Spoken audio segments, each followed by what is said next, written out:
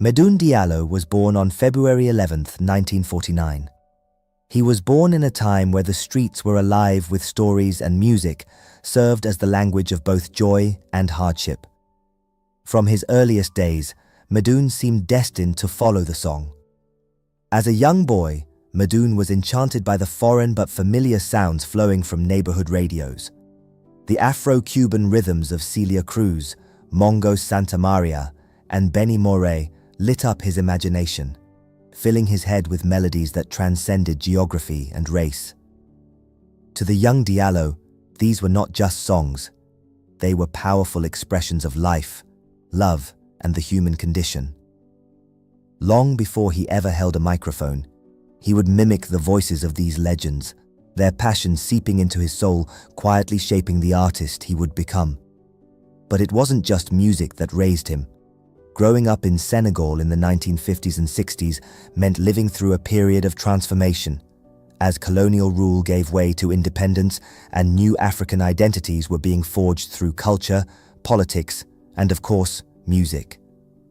Medoune's gift as a singer was nurtured in this atmosphere of change, and the depth of emotion he brought to his songs would reflect a lifetime spent observing and understanding the struggles and triumphs of ordinary people. In 1972, Medoune Diallo's passion met its platform when he was invited to join the renowned Orchestra Baobab. At the time, Baobab wasn't just another band. It was a collective of musicians who were rewriting the musical map of West Africa. Formed as the resident band for Dakar's elite Baobab Club, the group blended Senegalese traditions with Afro-Cuban flair, creating a rich, intoxicating sound that could make your heart ache one moment and your feet dance the next. Medoune's arrival marked a turning point for the group. His voice, both soulful and tender, with an unmistakable timbre, elevated Orchestra Baobab's sound to new heights. Singing in Pulaar, Wolof, and Spanish, Medoune could weave stories that transcended language. Songs like Futa Toro and Ray Imbele weren't just chart toppers. They were cultural milestones, carrying messages of love, migration, struggle, and longing. Through the 1970s and early 80s, Orchestra Baobab became one of Africa's most influential bands, with Medoune Diallo standing front and center, his voice the bridge between Africa and the Caribbean.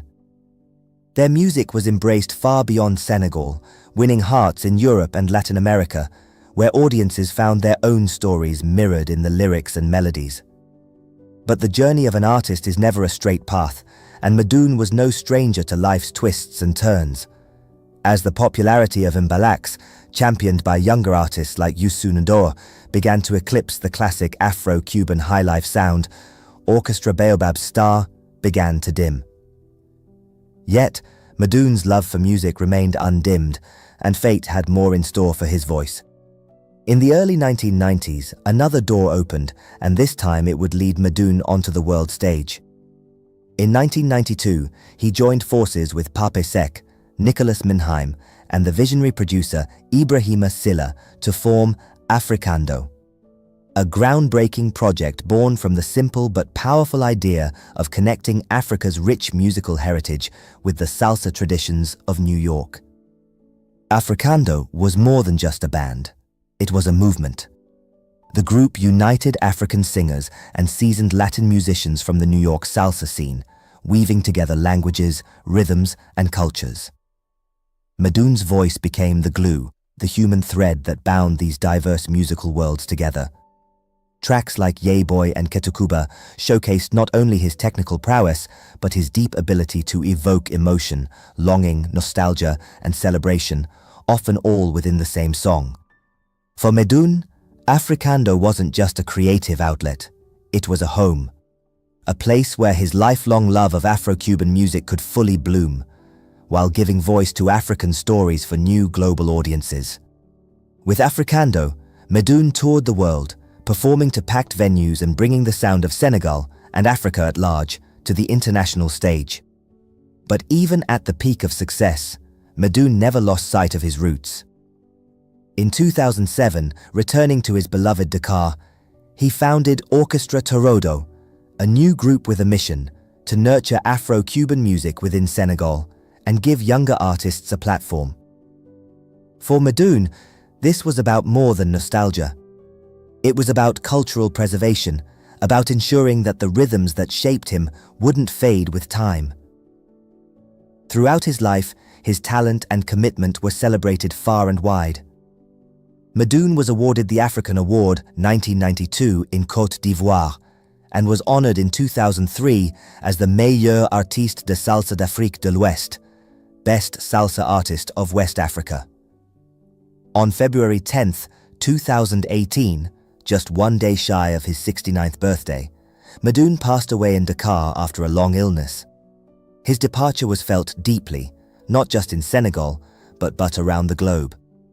Fans and fellow musicians mourned the loss of a voice that had offered so much warmth, wisdom, and connection across decades. But great artists never truly leave us. Medoune Diallo lives on in the recordings that continue to inspire. From the sunlit ballads of Orchestra baobab to the dance floor anthems of africando and the timeless beauty of his solo performances. His music is the soundtrack to a shared human story, one of migration, memory, joy, and survival. Our favorite track is Walo Walo. Enjoy.